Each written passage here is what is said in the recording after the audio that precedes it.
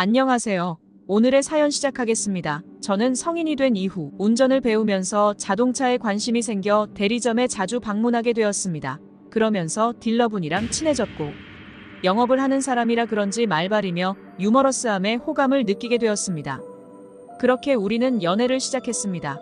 남친은 판매 수완이 좋아 일반 직장인의 몇 배의 수익을 벌어들였고 데이트를 하면서 모든 면에서 완벽한 사람이었습니다. 그렇게 1년을 만나 자연스럽게 결혼 이야기가 나왔고 남친의 진실된 프로포즈에 저는 결혼 승낙을 했습니다. 우리는 서로를 배려하며 문제없이 결혼 준비를 진행했습니다. 절친한 친구에게 축사를 부탁하고 집에 오는 게 갑자기 예비 신우에게 연락이 왔습니다. 이유를 들어보니 본인이 축사를 하고 싶다고 하더군요. 그래서 이미 친구가 해주기로 했다 이야기하니 동생이랑 나 사이 좋은 거 알지?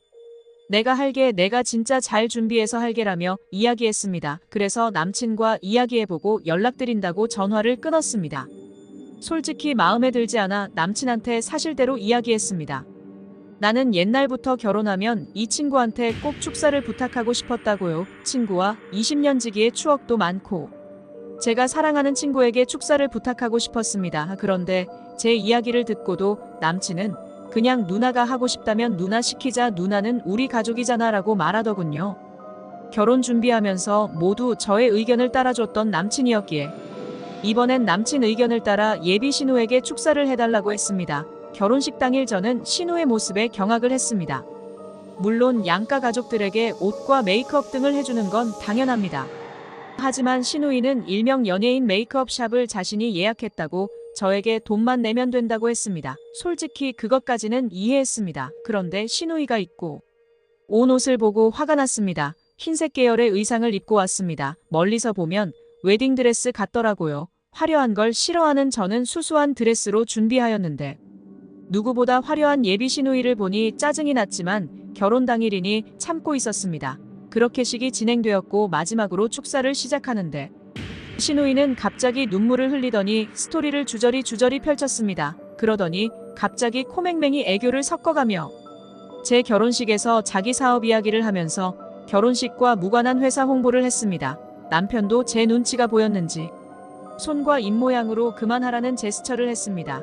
신우이는 눈치도 없이 약 10분을 넘게 했습니다. 결혼식을 짧게 진행하려고 했던 저의 계획은 완전 물거품이 되었고 결혼식에 오신 분들은 모두 하나같이 신우이 이야기를 했습니다. 물론 회사를 창업해서 홍보하고 싶은 마음은 이해하지만 결혼식에서 할 행동은 아니라고 생각이 들었습니다.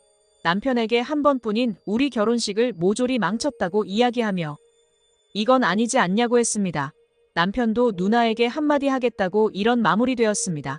결혼식은 망쳤지만 우리는 행복한 신혼을 즐겼고 서로를 닮은 아이를 빨리 만나고 싶었습니다. 병원을 찾아가 진료를 하는데 임신이 어려울 수도 있겠다는 이야기를 들었습니다.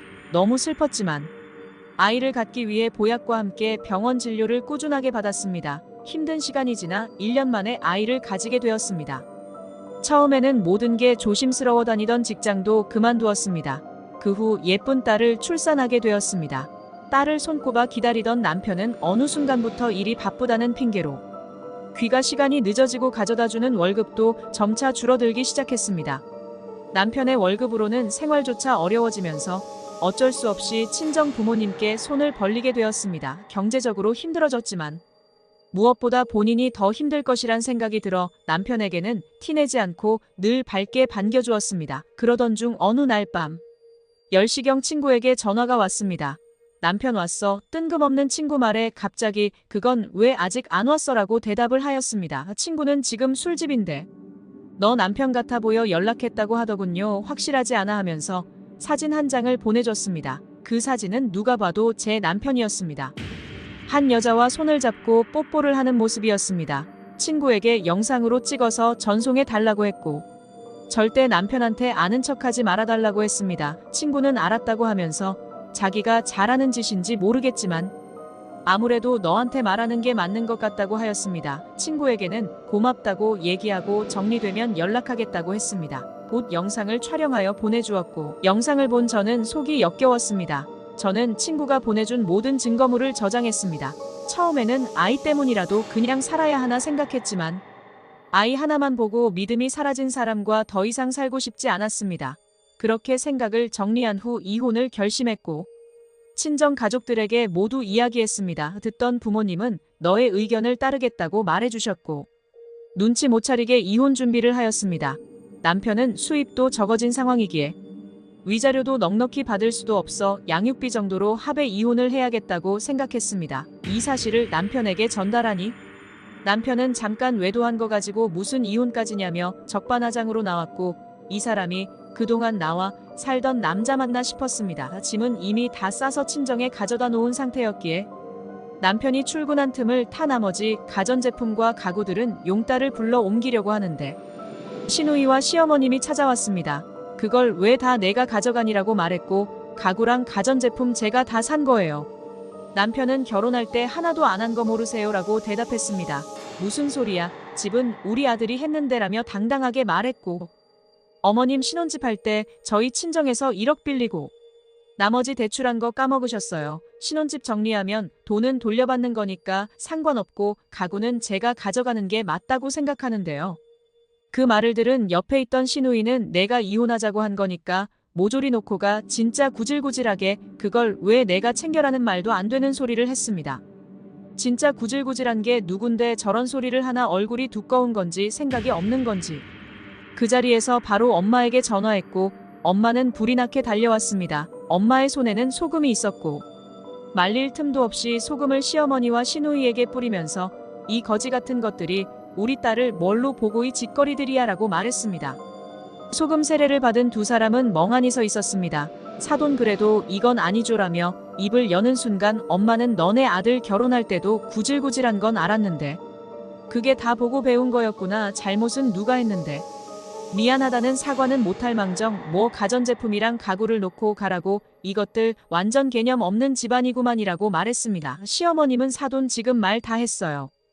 우린 뭐 성질도 없는 줄 알아요 라며 말했습니다. 엄마는 참지 않고 야외 거지들아 그거 가지고 싶으면 가져가 대신 내 손녀는 다신 볼 생각하지 말고 가져가 우리 집은 가구 가전제품 따위 없어도 잘 먹고 잘 사니까라고 말하고 그 자리에서 엄마는 저를 데리고 나왔습니다.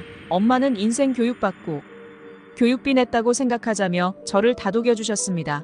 저런 집이랑 하루빨리 인연 끊는 게 우리 딸 삶의 복이라고 말해주셨죠. 엄마의 말 한마디에 참았던 눈물이 났고 하염없이 울었습니다. 그날 이후 시댁은 제가 집에 두었던 몇 개 안 되는 보석들과 가전제품 그리고 가구들은 모두 가져갔고 그 모습에 없었던 정도 다 떨어졌습니다. 남편과는 깔끔하게 이혼 정리하였고 시댁은 손녀를 보여달라는 사람 하나 없었습니다. 그렇게 시간이 흘러 현재 제 딸은 10살이 되었습니다. 외할머니와 외할아버지의 사랑을 받고 누구보다도 밝고 사랑스러운 아이가 되었습니다. 저는 싱글맘으로 동생과 마케팅 회사를 차렸습니다. 회사는 수익이 점차 늘었고 외부 미팅이 많아지면서 회사차가 필요해 자동차 대리점을 찾아갔습니다. 친구의 소개로 찾아간 대리점은 전 남편 직장이었습니다. 문득 생각나 전 남편에 대해 물어보니 계약한 고객들 정보를 빼돌려 회사에서 잘리고 보석금을 못 내 지금은 교도소를 갔다고 들었다고 했습니다. 전 남편이 교도소라니 아들만 감싸던 시댁에 돈이 없어서 교도소를 가게 하다니 정말 기가 찼고 인과응보라고 생각했습니다. 오늘의 사연은 여기까지입니다. 긴 사연 끝까지 들어주셔서 감사합니다. 구독과 좋아요로 응원해주세요.